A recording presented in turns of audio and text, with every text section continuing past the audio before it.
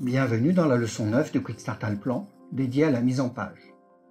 Nous allons voir comment organiser nos plans, nos coupes et nos façades dans un document de présentation pour pouvoir l'imprimer et même d'en générer un PDF.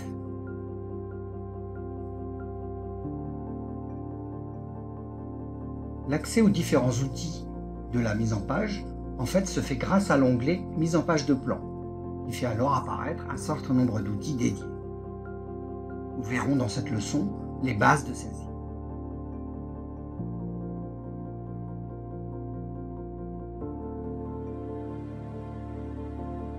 Le bouton « Ouvrir sur la base du projet » qui jusqu'alors nous servait à ouvrir nos calques, permet ici d'ouvrir des planches.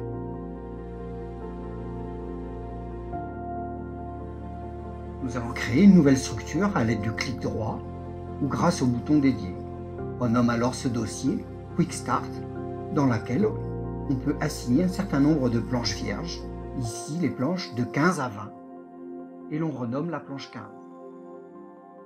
Le processus de création de cette structure de document destinée à l'impression est finalement globalement le même que lors de la création de la structure de bâtiment et de l'assignation de nos calques. Nos documents sont ainsi parfaitement organisés.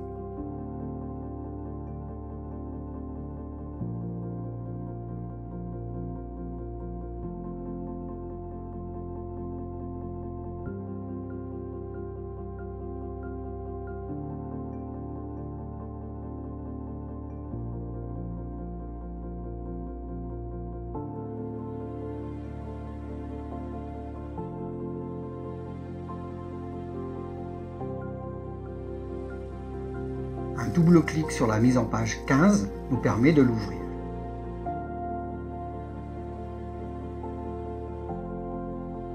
Commençons d'abord par définir la taille de notre document à l'aide de la commande « Configurer la page » et des paramètres qui s'ouvrent alors, qui sont associés à cette configuration. On choisit ici un format A0 avec une orientation paysage. La page s'ajuste alors automatiquement. On a également la possibilité de créer un cadre et même un cartouche automatique éventuellement. Positionnons maintenant les calques qui nous intéressent sur notre mise en page à l'aide de la fonction « Positionner calque » et du bouton « Structure de bâtiment ». Ici, on va choisir le calque 112, la fondation. On peut alors procéder à un certain nombre de réglages sur ce calque, comme par exemple l'échelle, ou même encore choisir son mode de représentation avec le type de dessin. Puis, on dépose le calque sur notre mise en page à l'emplacement souhaité d'un simple clic gauche. Une fois posé sur la mise en page, on peut revenir sur nos paramètres et nos réglages en double-cliquant gauche dessus, ou bien encore en utilisant la commande « Lister les documents installés dans le plan ».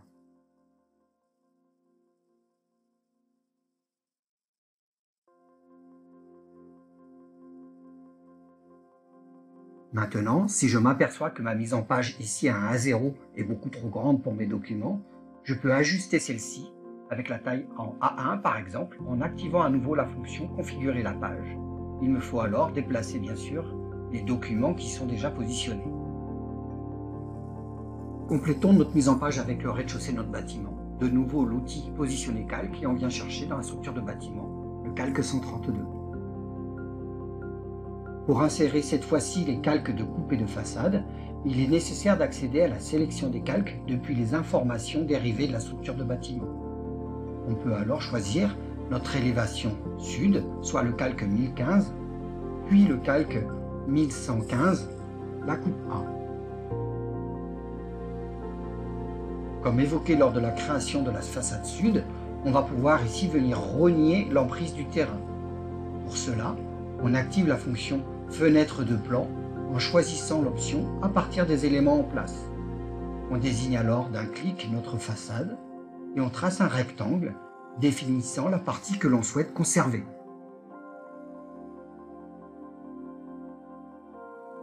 Il suffira alors de replacer où l'on souhaite notre vue ainsi recadrée. Il nous faut maintenant placer des textes sur notre mise en page. Le plus simple, c'est d'utiliser simplement la fonction texte. Mais ici, on a déjà enregistré au préalable un symbole qui contient des textes qu'on a l'habitude d'utiliser dans notre mise en page pour aller plus vite. Un peu à la manière d'un assistant en fait. On a créé un symbole qui a été enregistré dans mise en page. On le prend simplement en le faisant glisser-déposer sur notre mise en page et il va nous servir de modèle.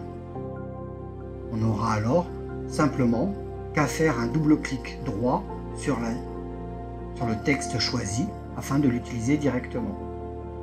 Double-clic droit sur le texte sur fond gris, comme ça je peux écrire directement sur la zone du terrain. Mon texte est déjà avec la bonne police et en couleur blanche. Je peux le copier et le placer sur la coupe.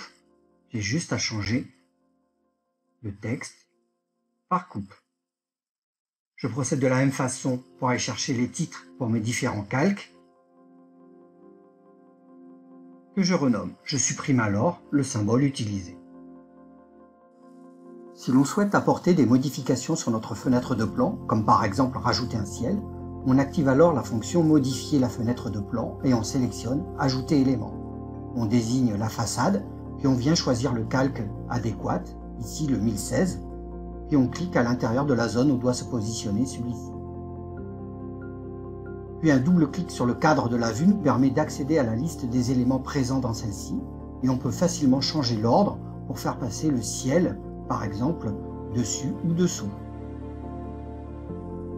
Pour la coupe, il ne s'agit pas d'une fenêtre de plan, on va donc juste rajouter le calque 1116 avec positionner calque, puis la fonction lister les éléments présents afin de faire passer le ciel sous notre coupe. Le mode vue de l'impression me permet d'avoir un aperçu avant impression.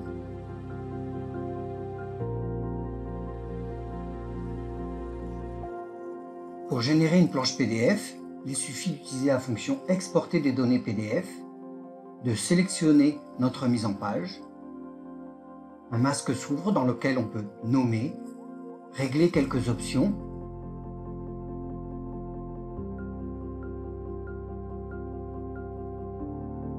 et directement, en cliquant sur OK, obtenir son PDF.